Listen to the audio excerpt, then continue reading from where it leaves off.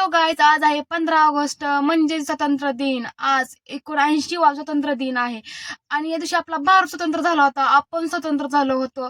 So हा दिवस खूप महत्वाचा आहे आणि हा दिवस आपण सण म्हणून सेलिब्रेट केला पाहिजे. कारण जसं आपण दिवाळी गुढीपाडवा सेलिब्रेट करतो सण म्हणून, तसा हा दिवस पण आपण सण म्हणून सेलिब्रेट केला पाहिजे. माझ्या मते तर केलाच पाहिजे, कारण हा दिवस खरंच खूप महत्वाचा आहे. हा दिवस आलाच नसता तर आज आपण स्वतंत्र नसतो, दुसऱ्याच्या अंडर असतो. आज आपण आपल्याला जी ह्या सगळ्या गोष्टी करायला भेटतात त्या फक्त आपल्या स्वातंत्र्य दिनामुळे. या दिवशी आपण सगळे स्वतंत्र झालो होतो आणि आपला भारत देश नुसता फक्त देश नाहीये, तर सर्व गुण संपन्न देश आहे.